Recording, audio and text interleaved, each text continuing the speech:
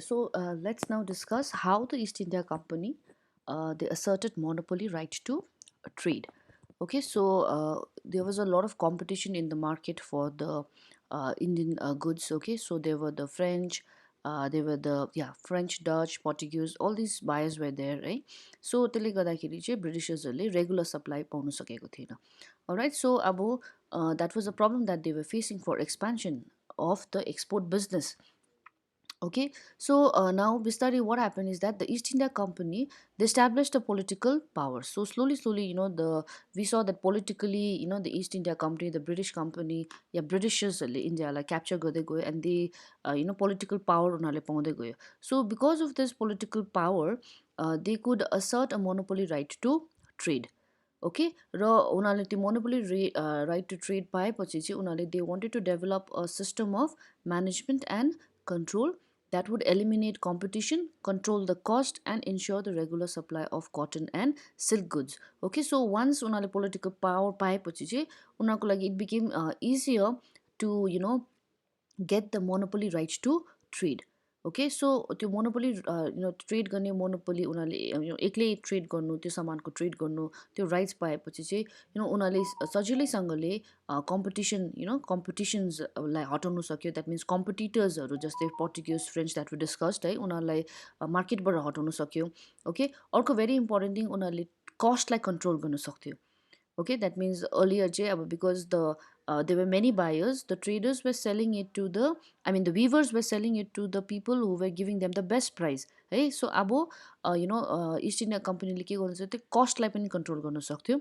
र अर्को very important thing is उनीहरूले regular supply of cotton and silk goods ensure गर्नु सक्थ्यो. र अब त्यो गर्नुको लागि चाहिँ they took many steps. So let's discuss what the steps were. So the first step was that to eliminate the existing traders and brokers है जुन चाहिँ existing buyers छ होइन कटन गुड्सहरूको सिल्क मटेरियल्सहरूको.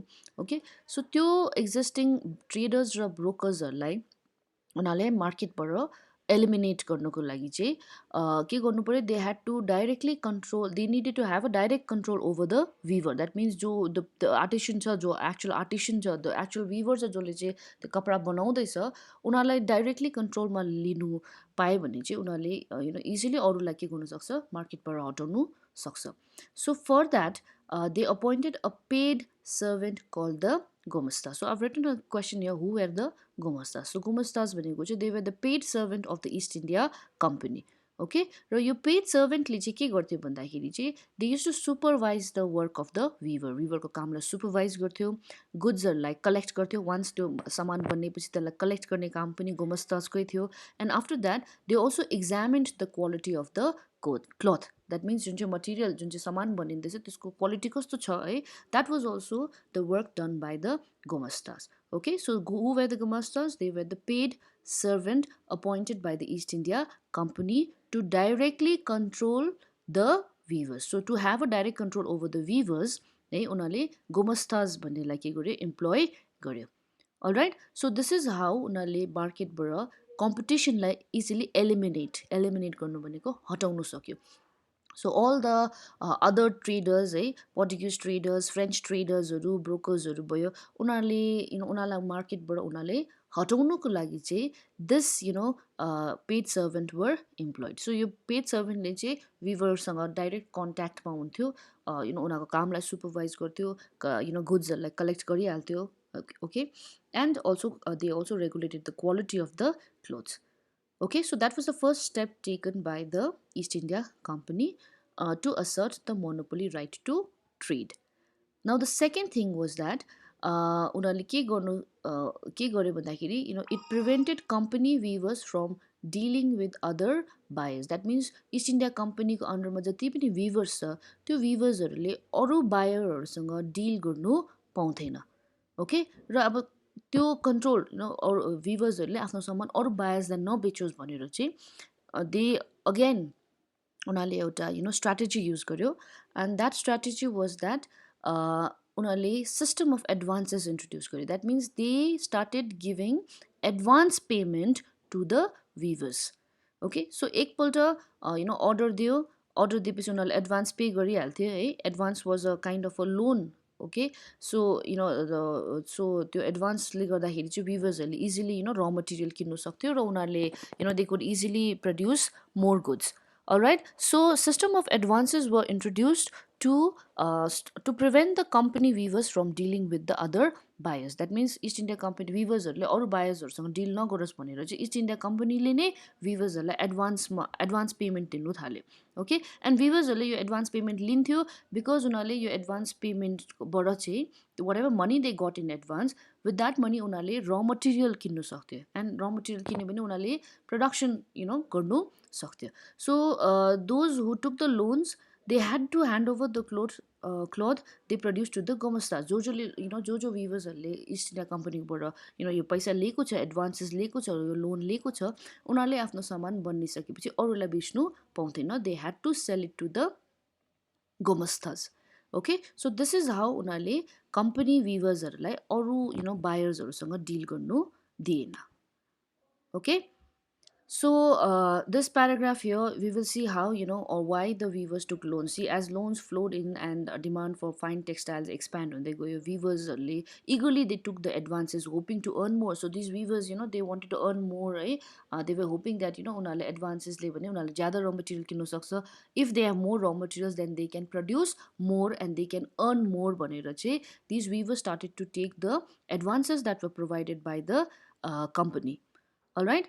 सो विभर्सहरूले नर्मली विभर्सहरूको स्मल प्लट अफ ल्यान्ड हुन्थ्यो so उनीहरूले त्यो ल्यान्ड पनि कल्टिभेट गर्थ्यो एन्ड टाइम पायो भने उनीहरूले विभिङ गर्थ्यो so this is how earlier they use to do but now when they got advances उनीहरूले ज्यादा रॉ मटेरियल किन्नु सक्दाखेरि अब that means they had to give more time to weaving okay so whatever land they had okay उनीहरूको विभर्सहरूको जुन चाहिँ land हुन्थ्यो त्यो ल्यान्ड उनीहरूले लिजमा दिन्थ्यो र उनीहरूले आफ्नो घरको जति पनि फ्यामिली मेम्बर्सहरू छ okay family whole children women everybody सबै इङ्गेज भएर चाहिँ उनीहरूले गुड्सको के गर्थ्यो प्रड्युस गर्थ्यो okay Now, what we see is that slowly, eventually के भयो भन्दाखेरि यो जति पनि विभिङ भिलेजेसमा थुप्रो प्रब्लम्सहरू आउन थाल्यो अब मेन प्रब्लम चाहिँ के थियो भन्दाखेरि दिस गोमस्ताज र जुन चाहिँ विभर्सहरू छ उनीहरूको बिचमा क्ल्यासेस हुनु थाल्यो क्ल्यासेस भनेको कन्फ्लिक्ट्स फाइट्स हुनु थाल्यो okay so that was another problem that arose during this period okay clashes between the weavers and gomastas so I've written a question here what led to the clashes between the weavers and gomastas kina gomastas ra weavers ko bichma chai fights haru arise bhayo okay so let's read that so earlier supply merchants had very often lived within the weaving villages and had a close relationship with the weavers now this is very important पहिला before the gomastas came into existence है पहिला gomastas हुनु भन्दा अगाडि चाहिँ के हुन्थ्यो पहिलाको जुन चाहिँ मर्चेन्ट्सहरू हुन्थ्यो जुन चाहिँ सप्लायर्सहरू हुन्थ्यो है उनीहरू चाहिँ के हुन्थ्यो they were from the same village विभर्सकै भिलेजबाट हुन्थ्यो सो उनीहरूको they had a very good relationship that means because they were from the same village they use to know each other they use to understand the problem of each other उनीहरूले एकअर्कालाई कुनै टाइममा क्राइसिसको टाइममा एकअर्कालाई help गर्थ्यो okay so this is how they was a lot of peace earlier है तर later on job gomasthas employ हुन थाल्यो मोस्ट अफ दिस गोमस्ताजहरू के थियो they were outsiders that means they were not from the same